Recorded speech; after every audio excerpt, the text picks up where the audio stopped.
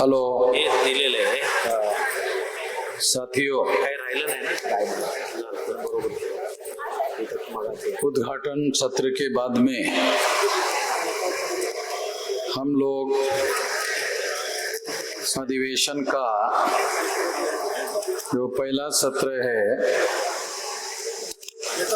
और इस पहले सत्र में जो विषय चर्चा करने के लिए रखे गए हैं वो विषय है ईवीएम से चुनाव करना और वीवीपीएटी की पर्चियों का 100% मिलान न करना भारत के लोकतंत्र के लिए बड़ा खतरा है, ये गंभीर मंथन। दूसरा विषय रखा गया है अभी आप डीलिस्टिंग के नाम पर आदिवासियों और ईसाई आदिवासियों के बीच में झगड़ा लगाना ब्राह्मणों का एक सुनियोजित षड्यंत्र है, एक गंभीर विश्लेषण। ये दूसरा विषय है। तीसरा है मणिपुर में कुकी आदिवासी और मैती समुदाय के बीच में महीनों से चल रहा खूनी हिंसात्मक खेल आरएसएस और बीजेपी के द्वारा रचा गया एक षड्यंत्र है, एक गंभीर मंथन। साथियों, यहाँ पर 3 विषय चर्चा करने के लिए रखे गए हैं। ये विषय हम लोगों को 5:30 बजे समाप्त करना था। अभी 5:27 हो गया है, तो समाप्ति का जो समय है उसके लिए केवल 3 मिनट बाकी है। इसके बावजूद भी मैं इस संबंध में कुछ बातें, महत्वपूर्ण विषय होने की वजह से कुछ बातें मैं आप लोगों को बताना चाहता हूं। साथियों, ये जो ईवीएम से चुनाव करना और वीवीपीएटी की पर्चियों का 100% मिलान न करना, पहले तो ईवीएम से जो चुनाव करने का निर्णय है,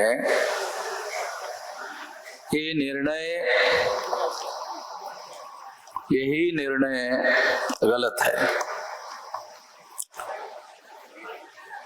ईवीएम से अमेरिका में चुनाव नहीं होता है। ईवीएम से जर्मनी जो टेक्नोलॉजी का बहुत बड़ा सेंटर है दुनिया में यूरोप में टेक्नोलॉजी का बहुत बड़े एडवांस टेक्नोलॉजी का बहुत बड़ा सेंटर जर्मनी है। वहां पर बैलेट पेपर से चुनाव होता है। लगभग सारे यूरोप में बैलेट पेपर से चुनाव होता है। अमेरिका में, जापान में बैलेट पेपर से चुनाव होता है। जो दुनिया के टेक्नोलॉजी के गुरु देश है, सबसे ज्यादा टेक्नोलॉजी वहां, एडवांस टेक्नोलॉजी वहां पर है, सुपर एडवांस टेक्नोलॉजी वहां पर है। वहां के लोग बैलेट पेपर पे चुनाव करवाते हैं और वहां बैलेट पेपर पर चुनाव कराने के बाद दुनिया का कोई देश उनको बैकवर्ड देश नहीं कहता। कोई दुनिया के लोग उनको बैकवर्ड देश नहीं कहता। अरे ये तो बैलेट पेपर पर चुनाव करवा रहे, तो इसके आधार पर कोई उनको बैकवर्ड देश नहीं कहता। तो इसलिए साथियों, भारत को भी अगर मान लो वो बैलेट पेपर पर चुनाव करवाते तो उनको कोई बैकवर्ड देश नहीं मानता। वैसे ही हम लोग बैकवर्ड है। केवल ईवीएम से चुनाव करवा के हम कौन से एडवांस टेक्नोलॉजी वाला देश बन जाएंगे। मगर जैसे जैसे एससी, एसटी, ओबीसी के जो लोग हैं वो देश में जागृत हो रहे हैं, बड़े पैमाने पर जागृत हो रहे हैं। जो एससी, एसटी, ओबीसी की जो जनसंख्या है भारत में, वो जनसंख्या 74.5% है। जो SC ST OBC की संख्या है भारत में वो 74.5% है, माइनॉरिटी को छोड़ करके। अगर इस बात को हम ध्यान दें तो SC ST OBC के लोग अगर जागृत होने का जो राष्ट्रीय स्तर पर अभियान चल रहा है, बहुत बड़ा अभियान चल रहा है, रात दिन लोग इस काम में लगे हुए हैं संगठित रूप से। हम लोग केवल वैचारिक जागरण करने वाले लोग नहीं है, कुछ लोग इस बात को ही बहुत बड़ी बात मानते हैं। मैं इस बात को बहुत बड़ी बात नहीं मानता। केवल वैचारिक जागरण करने मात्र से दुनिया में परिवर्तन नहीं आ सकता।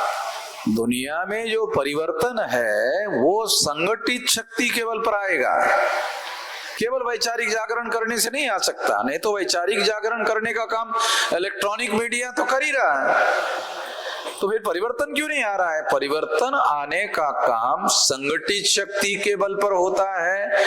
परिवर्तन का काम अपने आप नहीं होता। तो परिवर्तन करने की विचारधारा होनी चाहिए, परिवर्तन करने का लक्ष्य होना चाहिए, परिवर्तन करने वाला संगठन होना चाहिए और संगठन के बल पर कार्रवाई होनी चाहिए, एक्शन होना चाहिए, तब जाकर के परिवर्तन होता है। ऐसा ही नहीं होता परिवर्तन।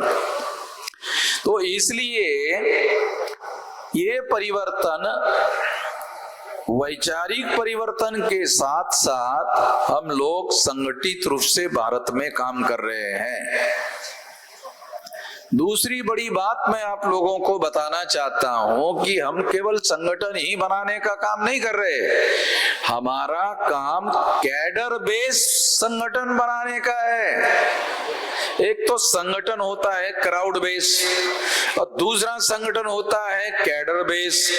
तो हमारा संगठन कोई क्राउड बेस ऑर्गेनाइजेशन नहीं है, हमारा संगठन कैडर बेस ऑर्गेनाइजेशन है।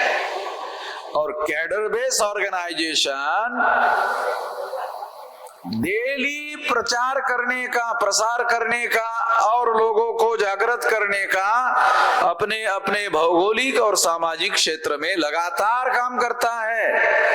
जो अखबार वाले लोगों को गलत सलत बातें बताते रहते हैं, वो गलत बातें बताने का काम करने वाले लोग हैं, उनको भी हमारे लोग बताते रहते हैं।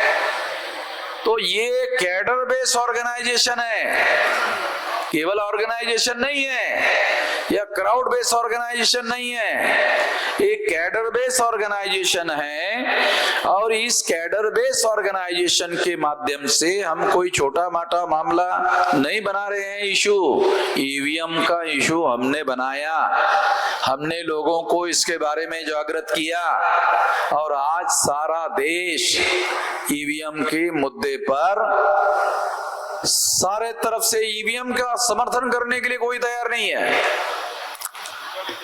अगर इंडिया गठबंधन के लोग, अभी टीवी पर चर्चा चलती है कि भाई इंडिया गठबंधन के पास तो कोई विषय ही नहीं है, बीजेपी के पास तो नरेंद्र मोदी का चेहरा है और अपोजिशन पार्टी के पास चेहरा भी नहीं है और मुद्दा भी नहीं है, वो लोग ऐसा चर्चा चलते रहता है।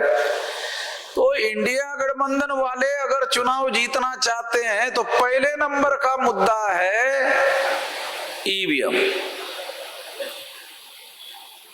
अगर ईवीएम को मुद्दा बनाते हैं कि यदि भारत की प्रजा हमको चुनाव जीतने के लिए मदद करती है तो जीतने के बाद हम ईवीएम हटा देंगे, तो इतने झोली में वोट पड़ेंगे तो झोली फट जाएगी। इतना बड़ा इशू है, इतना बड़ा मुद्दा है ईवीएम का। मगर ईवीएम का मुद्दा बनाने के लिए ये लोग तैयार है या नहीं है इसका कोई पता नहीं चल रहा है। चुनाव आयोग को उन्होंने लिख कर दिया, इंडिया गठबंधन के लोगों ने। मगर चुनाव आयोग को लिख कर देने के बाद में चुनाव आयोग इसके बारे में कुछ नहीं कह रहा है, कुछ बोल नहीं रहा है। तो वो उन लोगों को ईवीएम मशीन के विरोध में चुनाव आयोग को कुछ करना नहीं है, क्योंकि जो लड़ाई लड़ने वाले लोग हैं अब वो शो करना चाहते हैं कि सारे देश के लोग ईवीएम के विरोध में हैं, तो इंडिया गठबंधन के लोग चाहते हैं कि ईवीएम विरोधी लोग हमको वोट जरूर दे। वह इतना भर मकसद है उनका। ईवीएम बदलने का मकसद नहीं है, ईवीएम को चेंज करने का मकसद नहीं है। तो ईवीएम हटाने की तमन्ना रखने वाले लोग इंडिया गठबंधन को वोट दे, बस इतना मकसद है। ईवीएम हटाना मकसद नहीं है,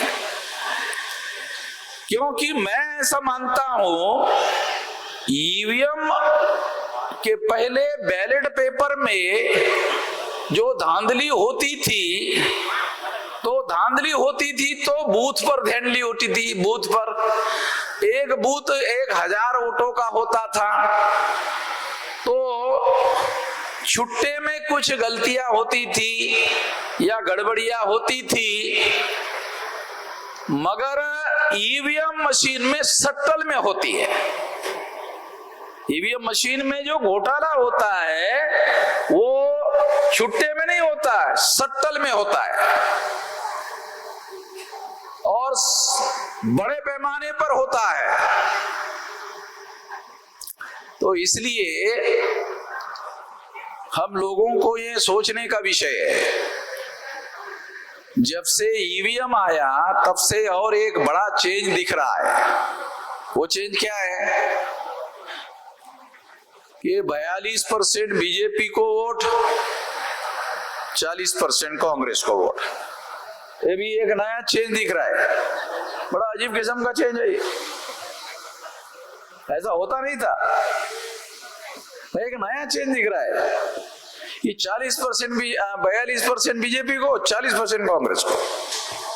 कांग्रेस वाले भी बोल रहे हैं हमारे में और बीजेपी में बहुत ज्यादा अंतर नहीं है। जब कांग्रेस वाले उनको बोलते थे कि ज्यादा अंतर नहीं है, तो जो एंकरिंग पर बैठा हुआ आदमी वो बोलता हार गए, वो ज्यादा अंतर नहीं है, 2% से ही हार गए हो, ये ज्यादा अंतर नहीं है। आपके मुख्यमंत्री की जगह बीजेपी का मुख्यमंत्री हो गया, ज्यादा अंतर नहीं है। मगर मैं आपको ये बात समझाना चाहता हूं कि अगर 42% वोटों पर बीजेपी चुनकर आ रही है और 40% वोटों पर कांग्रेस हार रही है, पहले ईवीएम के पहले ऐसे नहीं होता था। वोट ऑफ परसेंटेज में काफी बड़ा अंतर होता था। ईवीएम मशीन के द्वारा दो पार्टियों का ध्रुवीकरण करवाने का काम किया जा रहा है, या तो कांग्रेस होगी या तो बीजेपी होगी, बीजेपी होगी या तो कांग्रेस होगा। तो इसलिए ये बात हम लोगों को जानना और समझना बहुत ज्यादा जरूरी है, और इस बात को योजनाबद्ध तरीके से किया जा रहा है। मैं ऐसा मानता हूं रीजनल पार्टी के लोगों को ये बात समझ में आ रही कि नहीं आ रही मालूम नहीं है, मगर मैं ऐसा मानता हूं रीजनल पार्टियों के विरोध में है ईवीएम, और धीरे धीरे धीरे धीरे धीरे धीरे रीजनल पार्टियां खत्म हो जाएगी और केवल दो पार्टियों का, अमेरिका की तरह, इंग्लैंड की तरह, यूरोप की तरह दो पार्टियां होगी। और दोनों पार्टियां कौन सी होगी?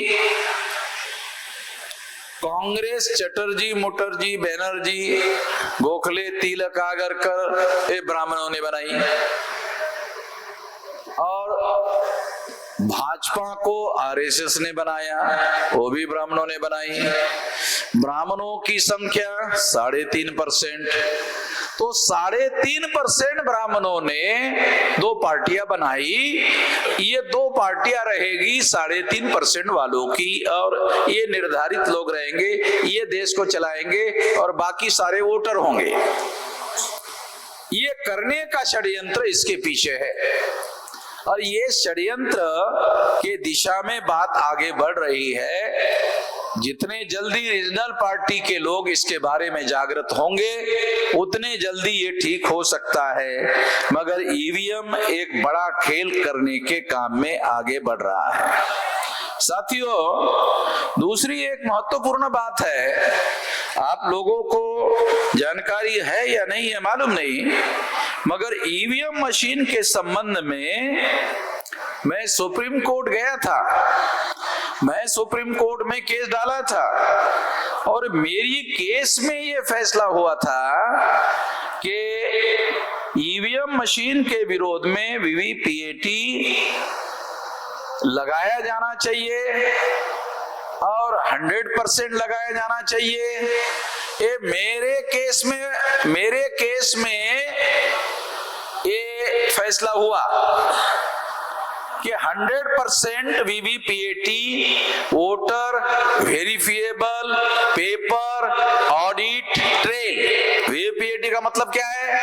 Voter verifiable paper audit trail. यानी वोटिंग का वेरिफिकेशन होना चाहिए, और वो वेरिफिकेशन के लिए पेपर के टुकड़े होने चाहिए, उन पेपर का ऑडिट होना चाहिए, ऑडिट का सिस्टम होना चाहिए। इसके लिए ये शॉर्ट फॉर्म बना है वीवीपीएटी। ये मैं ही सुप्रीम कोर्ट में गया था, उस केस में वीवीपीएटी 100% लगाने का ऑर्डर हुआ। वीवीपीएटी लगाने का ऑर्डर हुआ, मगर उसके अंदर जो पर्चियां डाली जाती है, उस पर्चियों का मिलान 1% होता है। अरे आप वोट डालने के लिए जाते हो, आपने वोट डाल दिया। पहले क्या होता था? ईवीएम मशीन में आपका वोट जाता था, आप वोट डालते थे, ईवीएम मशीन में आपका वोट जाता था। तो ईवीएम मशीन में वोट जाता था, तो ईवीएम मशीन में ये लोग गड़बड़ी करते थे। ये 2004 में हुआ, ये 2009 में हुआ। ये गड़बड़ी कैसे की जा सकती है, ये कांग्रेस को मालूम था। कांग्रेस ने ईवीएम लाया, कांग्रेस को ही मालूम था, और कांग्रेस ने ईवीएम में गड़बड़ी करके 2004-2009 में अपनी सरकार बनाई। ये रिकॉर्डेड बात है। इसके विरोध में सुब्रमण्यम स्वामी और लाल कृष्ण आडवाणी ने मामला उठाया। जब सुब्रमण्यम स्वामी और लाल कृष्ण आडवाणी ने ये मामला उठाया, तो ये मामला आडवाणी जो है, चाहे आपके तमाम मतभेद आडवाणी से हो सकते हैं, मगर वो इन मुद्दों पर कांग्रेस के साथ समझौता करने के लिए तैयार नहीं थे। आडवाणी ने समझौता करने से मना कर दिया। किस बात का समझौता? कांग्रेस वाले आडवाणी को समझौते के लिए तैयार कर रहे थे कि ठीक है, 2 बार हमने घोटाला करके हमारी सरकार बनाई, 2 बार तुम कर लो। आडवाणी प्रधानमंत्री बन सकता था, आडवाणी बनने के लिए राजी नहीं हुआ। आडवाणी से आपके मतभेद हो सकते हैं, मेरी भी है। आडवाणी राजी नहीं हुआ। जब आडवाणी राजी नहीं हुआ, तो कांग्रेस के लोग आरएसएस के पास गए, और आरएसएस को कांग्रेस के लोगों ने बताया, अगर आडवाणी जी नहीं मानेंगे तो देश खतरे में पड़ेगा। अच्छा, देश खतरे में पड़ेगा? हाँ, देश को थोड़ी खतरे में पड़ने देंगे। देश को खतरे में नहीं पड़ने देंगे। आरएसएस ने देश को खतरे में डाला, आडवाणी को हटा दिया। देश को खतरे में डालकर आडवाणी को हटा दिया। आडवाणी, अटल बिहारी वाजपेयी दो लोगों की जोड़ी थी जिन्होंने बीजेपी को वहां पहुंचाया। ये दो लोगों के जोड़ी में जो रथ यात्रा निकालने का काम है वो अटल बिहारी ने नहीं किया, आडवाणी ने किया। तो ये जो भारतीय जनता पार्टी को सेंट्रल गवर्नमेंट वाली सरकार में रूपांतरित किया, ये आडवाणी ने किया। तो आडवाणी कोई छोटे मोटे लीडर थोड़ी थे, आडवाणी बहुत बड़े लीडर थे। और आडवाणी को चुप कराने का काम किसी के बस की बात नहीं थी, किसी की ताकत नहीं थी कि सुषमा स्वराज आडवाणी को चुप करा दे, वो किसी की ताकत नहीं थी। इसलिए कांग्रेस के लोग सुषमा स्वराज के पास गए और दूसरे नेताओं के पास गए, मगर वो इस बात को कंट्रोल करने के लायक नहीं थे। इसलिए कांग्रेस ने आरएसएस के साथ समझौता किया और आरएसएस को ये कहा कि 2 बार तुम घोटाला कर लो। अब तुम लोगों को जब मालूम ही हो गया है कि हमने घोटाला किया, अब मालूम हो गया तो हम भी मान लेते, मालूम हो गया, ठीक, हमने कर लिया, तुम करो 2 बार हमने किया ना, हमने किया। अब तुमको मालूम हो गया तो 12 हो गया तो ना बोलने का क्या मतलब है, हम भी मान लेते, ठीक है, ओके, तुम 2 बार कर लो, 2 बार हम, 2 बार तुम, फिटम फाट। देश में जाए, देश जाए, कहा जाए वो आपको मालूम है।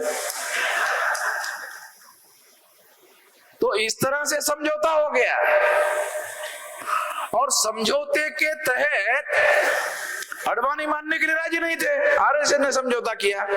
जब आरएसएस ने समझौता किया, आरएसएस की बात भी आडवाणी मानने के लिए राजी नहीं थे, तो आरएसएस ने आडवाणी को साइडलाइन किया, मोदी को लाए। ये मोदी समझौते वाला कैंडिडेट है। मोदी जो है ये समझौते वाला प्रधानमंत्री है। इसलिए मोदी ईवीएम के बारे में कभी कोई सवाल खड़ा नहीं करता। मोदी ने कभी ईवीएम के बारे में कोई सवाल खड़ा नहीं किया, कभी नहीं किया। तो इस तरह से अभी कांग्रेस के लोग भी ज्यादा बोल नहीं सकते, क्योंकि कांग्रेस के लोगों ने पिछली बार बोलने की कोशिश की ईवीएम के बारे में, तो गडकरी ने बयान दिया प्रेस कॉन्फ्रेंस लेकर के, ये अपना फडणवीस ने बयान दिया महाराष्ट्र में।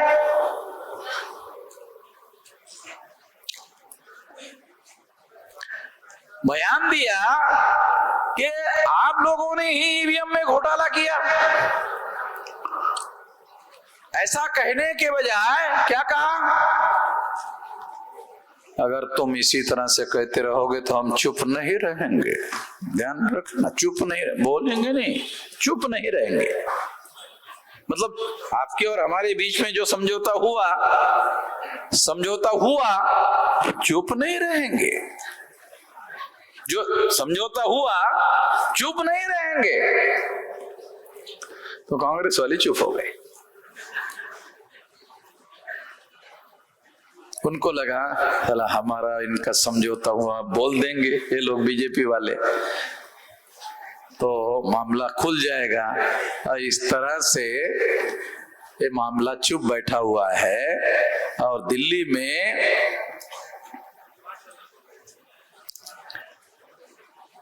ये जो ईवीएम का घोटाला है, इसके ऊपर पर्दा पड़ा रहे, इसलिए आरएसएस ने क्या किया, एक ओबीसी के आदमी को सामने लाया और ओबीसी के आदमी को कैंडिडेट बनाया, नरेंद्र मोदी को।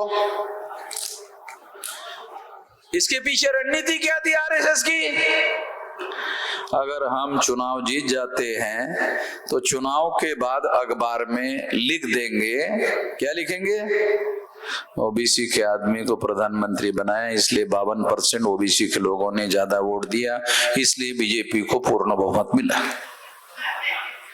पहले से थ्योरी बनाकर रख दिया। बीजेपी के आदमी ने या जनसंघ के आदमी ने या संघ के आदमी ने किसी शूद्र को, किसी पिछड़े वर्ग के आदमी को प्रधानमंत्री बनाया या बनाने वाला कैंडिडेट बनाया, ऐसा कोई इतिहास में उदाहरण नहीं है। उन्होंने बनाया तो कोई बड़ी वजह होगी। बड़ी वजह ये है चुनाव तो जीतेंगे ईवीएम से, कहेंगे ओबीसी ने वोट दिया। चुनाव तो जीतेंगे ईवीएम से, प्रचार करेंगे ओबीसी ने वोट दिया, इसलिए ओबीसी का कैंडिडेट बनाना जरूरी है। तो रणनीति के तहत ऐसा किया गया और ऐसी रणनीति बनाई गई, चुनाव जीता गया और जीतने के बाद में मीडिया में ऐसा बोला गया, ये बात प्रूव हो गई क्या ये रणनीति बनाकर ऐसा किया गया। साथियों, कई बार हमने ऐसे फोटो देखे, अडवाणी को मीडिया वालों ने लौह पुरुष का खिताब दिया था, है? अडवाणी को लौह पुरुष का खिताब दिया था और ये लोहे से पानी निकल रहा था।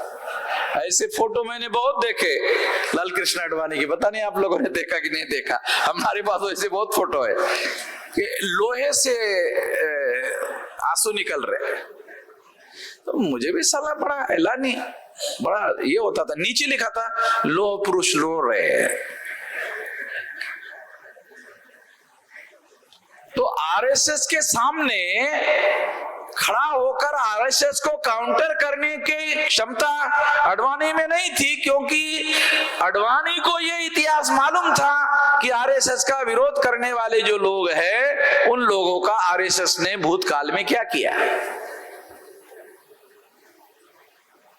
और इस वजह से अडवाणी ने इसका खुलकर विरोध करने की कोशिश नहीं की। तो नरेंद्र मोदी का इस्तेमाल किया, तो बीच बीच में नरेंद्र मोदी अडवाणी के घर में जाते हैं। आप लोगों ने पता नहीं टीवी पे देखा कि नहीं देखा, देखा अडवाणी के घर में जाते हैं और जाने के बाद एकदम ऐसा करते, पैर तक करते और टीवी वाला लेके जाते हैं और उसको इंस्ट्रक्शन था कि इस तरीके से फोटो लो कि पूरा दिखना चाहिए कि मैं पूरा कर रहा हूं। ऐसा भी फोटो है टीवी पे दिखाते, अडवाणी के पैर दिखाते और पूरा ऐसा।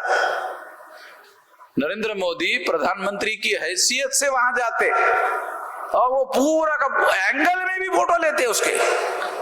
फोटोग्राफरों को इस तरह से उसको बोला जाता कि चारों कोनों में ले लेना, फिर छापने के पहले मेरे को दिखाना, कौन सा फोटो मैं चॉइस करूंगा वही अखबार में छापना। ये सारा नौटंकी जो है, सारा खेल ये लोग जो है मीडिया के द्वारा बनाते हैं, ये सारा खेल उन्होंने किया। तो ये सारा खेल जो है ईवीएम पर पर्दा डालने का, जो ईवीएम का षड्यंत्र देश में चला उस पर पर्दा डालने की कोशिश हुई। अभी ईवीएम के द्वारा जो चुनाव होता है, इस चुनाव में 1% जो है मिलान होता है। मान लो ईवीएम मशीन था, पेपर ट्रेल मशीन लगाया, पेपर ट्रेल मशीन में लगाने के पहले आपने जिसको वोट दिया वो दिखता भी नहीं था। आपने जिसको वोट दिया वो दिखता भी नहीं था कि आप मान लो आपने पंजे को दिया तो आंखों से दिखता भी नहीं था कि पंजा में गया। पेपर ट्रेल आया, पेपर ट्रेल आने के बाद में दिखने लगा, आंखों से दिखने लगा। क्या पंजे में ठप्पा लगा? पंजे में ठप्पा लगा, मगर वो कागज का टुकड़ा जो पंजे में ठप्पा लगा, लगाया हुआ ही कागज का टुकड़ा कटकर बैलेट बॉक्स में गिर गया कि बीच में और कोई ठप्पा लग गया, साला पता ही नहीं चलता। टेक्नोलॉजी है। इसलिए अभी मध्य प्रदेश का एक चीफ मिनिस्टर दिग्विजय सिंह, उसने बयान दिया कि वो जो कागज का टुकड़ा है वो बैलेट बॉक्स में गिरना नहीं चाहिए, वो काटो और वोटर के हाथ में दे दो, देने के बाद वो बैलेट बॉक्स में डाले। मैं सोच रहा था दिग्विजय सिंह ऐसा क्यों बोल रहा है, ऐसा क्यों बोल रहा है। मैंने सोचा, मेरा दिमाग ही नहीं चल रहा था कि ऐसा क्यों बोल रहा है। तो सोचने के बाद मुझे पता चला कि दिग्विजय सिंह के दिमाग में ये है, आंखों से दिख तो रहा है मगर सरकने के बाद वो दूसरा ही कट कर गिर जाता है, ऐसा उसका ओपिनियन है। सुधीर, तेरे को लगाया है टेक्नोलॉजी का डिपार्टमेंट, उसको मैंने, सुधीर नाग को ईवीएम का हेड ऑफ डिपार्टमेंट मैंने बनाया हुआ है, तो उसके पास में बहुत सारा डाटा इकट्ठा हुआ है। ये भी बात जो मैं बता रहा हूं, ये भी हमारे पास पूरा जितना डाटा हमारे पास है ईवीएम के बारे में, जो सारे देश भर में गड़बड़ियां हो रही है और चुनाव आयोग के लेवल पर क्या डेवलपमेंट हो रहे हैं, अपोजिशन पार्टी के लेवल के लोग क्या कर रहे हैं, कहां कहां क्या क्या डेवलपमेंट हो रहा है, सारा का सारा हमारे पास डाटा है, पूरा एविडेंस है। तो दिग्विजय सिंह को ऐसा लगता है कि जो आंखों से दिखाई देता है वो बैलेट बॉक्स में जमा नहीं होता, इसलिए जो आंखों से दिखने वाला पर्चा है पेपर ट्रेल का, वो कट कर कागज का टुकड़ा वोटर के हाथ में दिया जाए और दे करके देने के बाद वो अपने हाथ से बैलेट बॉक्स में डाले, और फिर डालने के बाद में गिनती होनी चाहिए। मैं कहना चाहता हूं, चलो ठीक है, आपके मन की आशंका ठीक है, मगर केवल मात्र बैलेट बॉक्स में कागज का टुकड़ा अपने हाथ से वोटर के हाथ से डालने से कंफर्म नहीं होगा। कंफर्म कब होगा? ईवीएम की गिनती करने के पहले बैलेट बॉक्स के कागज के टुकड़ों की पहले गिनती करो, गिनती कागज के टुकड़े की करो, ईवीएम मशीन का मिलान कराओ। ईवीएम मशीन की गिनती मत करो, कागज के टुकड़े की गिनती करो और ईवीएम का मिलान कराओ। ईवीएम का डाटा निकालो, कागज के टुकड़ों के साथ में ईवीएम का मिलान कराओ और कागज का फैसला घोषित करो।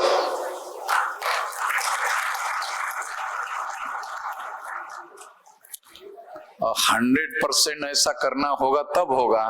100% के बारे में हमने केस डाला है सुप्रीम कोर्ट में, केस में तो अभी भी हम लड़ रहे हैं, हम लोग मैदान में भी लड़ रहे हैं। अभी दिल्ली में जनवरी के 31 तारीख को चुनाव आयोग पर ही डायरेक्ट मोर्चा लेकर जाएंगे और चुनाव आयोग के लोगों को झंझेड़ों का काम करेंगे। जो संवैधानिक अधिकार, वोट का अधिकार हम लोगों को दिया गया, वो सारा का सारा खत्म कर दिया ईवीएम ने, वोट के अधिकार को ही खत्म कर दिया और हम लोगों को लाइन में लगे हुए वोटर्स केवल शो किया गया, केवल तो वोटर है मगर वोट का अधिकार नहीं है। वोट का अधिकार शासक चुनने का भी अधिकार नहीं है, वोट का अधिकार शासक बनने का अधिकार है। शासक चुनने का नहीं, शासक बनने का अधिकार है। इस अधिकार से हमारे लोगों को वंचित कर दिया गया है। इतना बड़ा काम ईवीएम के द्वारा हुआ है, इसलिए मैं ऐसा मानता हूं कि ये हमारे लिए, खास तौर पर SC ST OBC माइनॉरिटी के भविष्य के लिए बहुत ज्यादा खतरनाक है।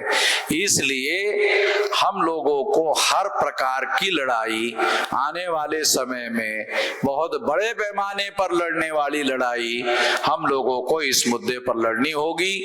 इतना ही इस मौके पर मैं कहना चाहता हूं। ज्यादा ना कहते हुए, क्योंकि दूसरे 2 विषय है, इस विषयों पर अभी बात ना करते हुए 6 बज रहे हैं, तो बाद में इस विषय पर मैं अपनी बात कहूंगा। अभी मैं अपनी बात जो 5:30 बजे समाप्त करना था, 6 बजे इसको हम लोग समाप्त कर रहे हैं, ताकि टाइम पर हम अपने अधिवेशन को रेगुलराइज कर सके। आपने मेरी बात ध्यान से सुनी, इसके लिए आभार, धन्यवाद।